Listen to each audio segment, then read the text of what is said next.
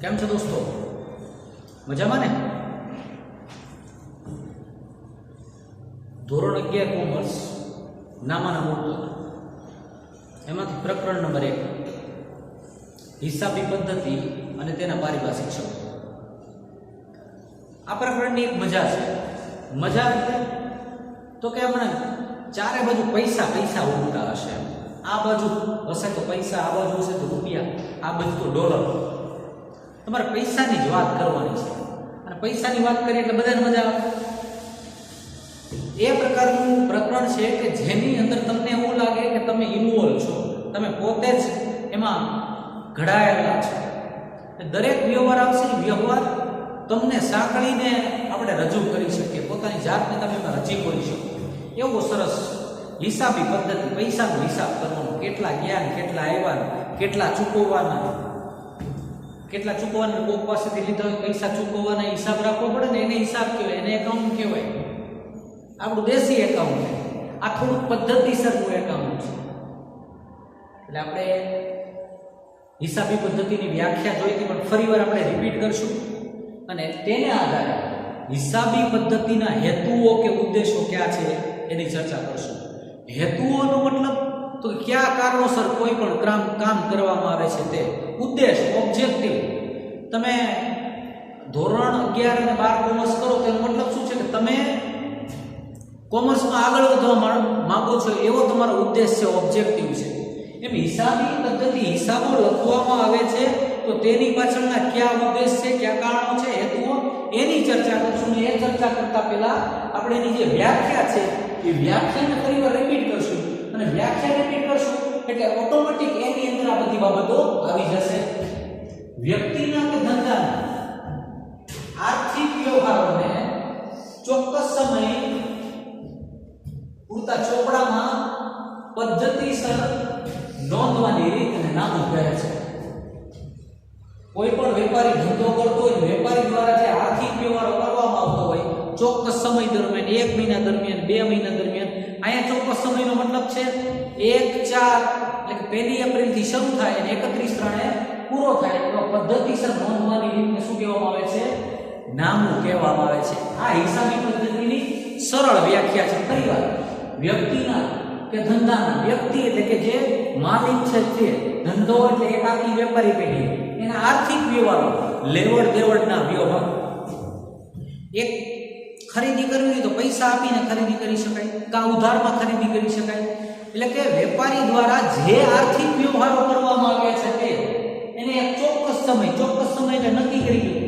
એપ્રિલના, મેના, જૂનના અથવા તો એપ્રિલથી શરૂ કરીને માર્ચ સુધીના વ્યવહારોને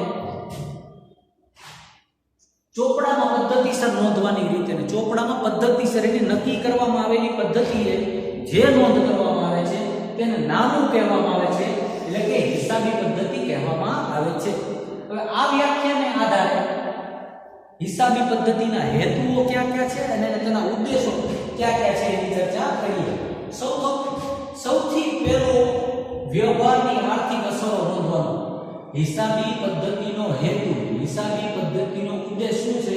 તો કે વ્યવહારની આર્થિક અસર નોંધવાનો. એટલે કે તમે જે હિસાબો લખો છો, હિસાબોથી ધંધાને શું અસર થાય છે, વેપારને શું અસર થાય છે, માલિકને શું અસર થાય છે ખબર પડે. એ માટે શું કરવું પડે તમારે? પહેલા તો કે નિશ્ચિત સમય નક્કી કરવો પડે કે કયા સમયના તમે હિસાબો લખો છો તે. દાખલા તરીકે કોઈ પણ વેપારી દ્વારા, એકાકી વેપારી દ્વારા માલની ખરીદી કરવામાં આવી. માલની ખરીદી કરવામાં આવી તો એ રોકડથી જો ખરીદી કરવામાં આવશે તો વેપારીની કાર્યશીલ મૂડી એટલે કે રોકડ ખાતું તો બેંક ખાતા ઉપર અસર થશે. ઉધાર ખરીદી કરવામાં આવી હશે તો દેવું ઊભું થશે, એટલે કે એની પાસે માંગનારા વ્યક્તિઓ ઊભા થશે, લેણદારો ઊભા થશે. એટલે કે આવી જે કોઈ પણ વેપારી દ્વારા જે આર્થિક વ્યવહાર કરવામાં આવ્યો હોય, આર્થિક વ્યવહારની અસર વેપાર ઉપર થાય છે એ નોંધવાનો હેતુ છે. કોનો છે? હિસાબી પદ્ધતિનો. કોનો છે? નામનો. એટલે કે આપણે જે સબ્જેક્ટનો અભ્યાસ કરીએ છીએ તે. બીજું છે ધંધાકીય વ્યવહારની માહિતી આપવાનું.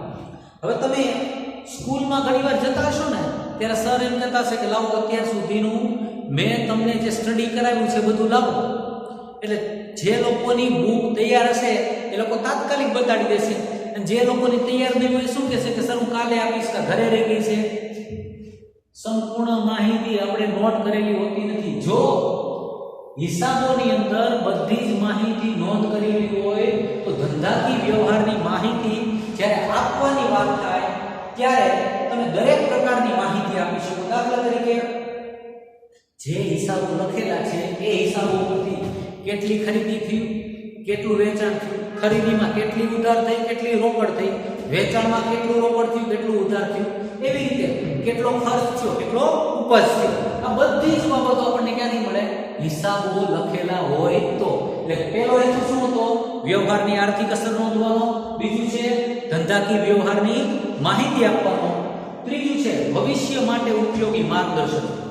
ભવિષ્ય માટે ઉપયોગી માર્ગદર્શન એટલે તમારું ધોરણ 10 નું પરિણામ આવ્યું છે એટલે તમે તરત જ ઘણા લોકોને પૂછવું છું કે હવે મારે શું કરવું 10મા પછી, તો તમારી માર્કશીટને આધારે લોકો એમ કે તું સાયન્સ કર, તું કોમર્સ કર, અથવા તો તું ડિપ્લોમામાં જા. શેના આધારે કીધું? માર્કશીટના આધારે. હિસાબો હોય ને તો હિસાબોની અંદરથી આપણને ખબર પડે કે આ વર્ષ દરમિયાન નફામાં કેટલો વધારો થયો ને કેટલો ઘટાડો થયો. નફામાં વધારો થયો તો કયા કારણોસર, નફામાં ઘટાડો થયો તો કયા કારણોસર થયો, ઘટાડો થયો તો ઘટાડો શું કામ થયો? વધુ પડતા ખર્ચને કારણે થયો છે. વધુ પડતા ખર્ચને કારણે થયો તો ખર્ચ ઉપર અંકુશ લાવવાની અસરકારક નીતિ વેપારીએ ઘડવી પડે. તો શું થાય? તો નફામાં પાછો વધારો થાય. એટલે હિસાબી પદ્ધતિના જે હેતુઓ છે એમાંનો એક હેતુ એ પણ છે કે ભવિષ્ય માટે ઉપયોગી માર્ગદર્શન આપવાનું. કોને માર્ગદર્શન આપવાનું? વેપારીને. દાખલા તરીકે તો તમને અહીંયા પ્રશ્ન થાય, નફામાં વધારો થાય તો વેપારીને શું માર્ગદર્શન મળે? તો વેપારીને એ માર્ગદર્શન મળે કે આ વર્ષે 1 લાખ રૂપિયાનો વધારો છે, એ વધારો આપણે રોકાણ કરવાનો છે, મિલકતમાં રોકાણ કરવાનો છે, એને માર્ગદર્શન મળે.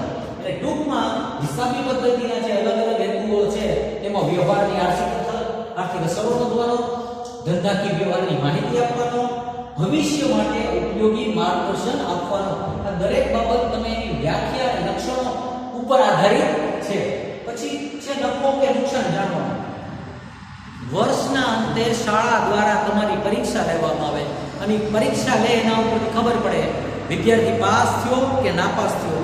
પાસ થયો તો A1 ગ્રેડ આવ્યો, A2 ગ્રેડ આવ્યો, B1 ગ્રેડ આવ્યો, B2 ગ્રેડ આવ્યો, એને ખબર પડે છે. એટલે શું થયું? એમ એવી રીતે જો હિસાબો લખેલા હોય તો પેઢીનો કેટલો નફો થયો અને કેટલો નુકસાન થયું એ હિસાબી વર્ષના અંતે ખબર પડે છે. અને જે નફો કે ખોટ થયો એને આધારે અલગ અલગ નીતિ નક્કી થાય છે. દાખલા તરીકે ચાલુ વર્ષે એકાકી વેપારી પેઢીને ખૂબ જ નફો થયો છે તો એ શું કરશે? બોનસ આપશે, પોતાના કર્મચારીઓને બોનસ આપશે, પોતાના કર્મચારીને પગાર વધારો આપશે. પરંતુ જો ખોટ થઈ હોય તો કઈ બોનસ કે પગાર વધારો આપે નહીં. પણ ખબર ક્યારે પડે? તો કે હિસાબી વર્ષના અંતે જ્યારે હિસાબો તૈયાર કરવામાં આવે, એટલે કે નફા નુકસાન તૈયાર કરવામાં આવે ત્યારે. અને એવી રીતે છે ધંધાની આર્થિક સ્થિતિ જાણવાનું. ધંધાની આર્થિક સ્થિતિ જાણવાનો તો ધંધાની આર્થિક પરિસ્થિતિ ક્યાંથી જાણવા મળે? તો કે પાકનું સરવૈયું. પાકનું સરવૈયું એ કોઈ પણ એકાકી વેપારી પેઢી માટે શું છે? એકાકી વેપારી પેઢી માટે એ માર્કશીટ છે. એને કોઈ પણ વેપારી પેઢીનું તમે પાકું સરવૈયું જોવો એના ઉપરથી તમને ખબર પડી જાય કે વેપારી પેઢીની આર્થિક સદ્ધરતા કેવી છે. વિદ્યાર્થીની માર્કશીટની અંદર જો 2-3 ફૂદડી દોરેલી હોય તો આપણને કેમ ખબર પડી જાય કે આ ખૂબ જ હોશિયાર વિદ્યાર્થી છે? પડી જાય ને ખબર. એવી જ રીતે આ પાકું સરવૈયું જોવે ને લોકો એટલે ખબર પડી જાય આર્થિક પરિસ્થિતિ કેવી છે. અને આ આર્થિક પરિસ્થિતિ એટલે કે ધંધાની સદ્ધરતા, નાણાકીય સદ્ધરતા, તેની પાસે સાઈડમાં એટલે કે વધુ બચત કરેલા ભંડોળ હોય, ફંડ હોય કે જેનો ભવિષ્યમાં જ્યારે નબળી પરિસ્થિતિ આવે ત્યારે ઉપયોગ કરી શકાય છે. એટલે કે ટૂંકમાં હિસાબી પદ્ધતિના હેતુઓમાં એક છે ધંધાની આર્થિક પરિસ્થિતિ જાણવું. તમે જો કંપનીઓ દ્વારા શેર બહાર પાડવામાં આવે અને શેરમાં રોકાણ કરતા પહેલા રોકાણકારો એ કંપનીની આર્થિક પરિસ્થિતિ જાણે છે. દાખલા અને ત્યારબાદ તેમાં રોકાણ થાય છે. દાખલા તરીકે તમારી પાસે કોઈ મિત્ર પૈસા ઉછીના લેવા આવે તો આપણે સૌથી પહેલા શું જોઈએ છીએ તો કે એ આપણને પરત આપી શકશે કે નહીં, એની પરિસ્થિતિ કેવી છે, એને આધારે આપણે એમાં એને ઉછીના પૈસા આપીએ છીએ. એમ ધંધાની આર્થિક પરિસ્થિતિ શેના આધારે ખબર પડે છે? પાકું સરવૈયું. અને પાકું સરવૈયું ક્યારે તૈયાર થાય છે? તો જો હિસાબો તૈયાર થાય તો, એટલે કે નામાના મૂળ તત્વોનો એક હેતુ એ છે કે હિસાબો તૈયાર કરો, હિસાબોના આધારે પાકું સરવૈયું તૈયાર થાય અને પાકા સરવૈયાની અંદર બધી જ વિગતો સાચી દર્શાવવામાં આવે છે. અને હવે તો ICAI institute of chartered accounts of ઇન્ડિયાએ એવા નિયમો કરી દીધા છે કે કોઈ પણ પ્રકારની ખોટી માહિતી તમે રજૂ કરી શકો નહીં. એટલે કે ધંધાની સાચી પરિસ્થિતિનો જ ઉલ્લેખ તમારે કરવો પડે છે. વિદ્યાર્થી મિત્રો, અત્યારે આપણે શું ચર્ચા કરીએ છીએ? હિસાબી પદ્ધતિના હેતુઓ.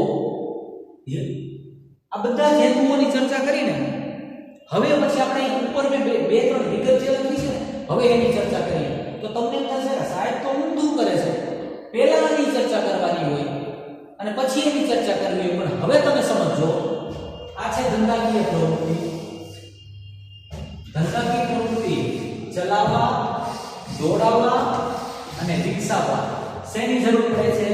હિસાબી પદ્ધતિની. અને તમને ખ્યાલ આવી ગયો છે કે આ હેતુઓને પૂર્ણ કરવામાં આવે છે, હેતુઓ પ્રમાણે કામ કરવામાં આવે તો ધંધાકીય પ્રવૃત્તિ યોગ્ય રીતે ચાલે છે. માત્ર યોગ્ય રીતે ચાલતી નથી પરંતુ દોડે છે.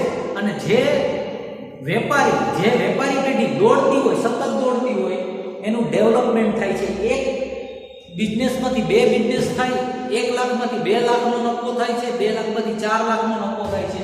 એકાકી વેપારી પેઢીમાંથી ભાગીદારી પેઢી થાય, ભાગીદારી પેઢીમાંથી કંપની થાય, કંપનીમાંથી ઇન્ટરનેશનલ કંપની થાય છે.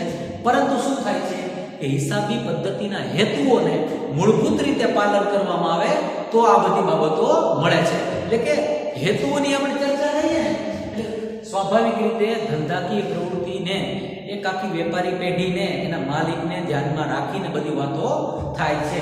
એટલે અત્યારે આપણે જે 5 ધંધાકીય પ્રવૃત્તિના એટલે કે હિસાબી પદ્ધતિના હેતુઓની આપણે ચર્ચા કરી.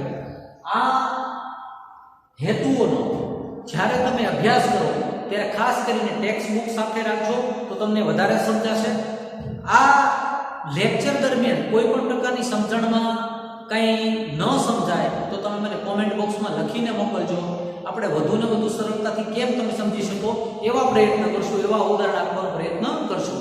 અગાઉના મારા લેક્ચર ન જોયા હોય તો તમે નિકુંજ 2020 YouTube ચેનલ ઉપરથી આ બધા જ લેક્ચર જોઈ શકો છો. તેમાં ધોરણ 12 કોમર્સના લેક્ચર પણ આપને જોવા મળશે. આ ટોપિક અત્યારે આપણે કન્ટિન્યુ રાખીએ છીએ. આના કુલ 10 હેતુઓ આપ્યા છે, 10 હેતુઓ આપણે ચર્ચા કરશું. Thank you.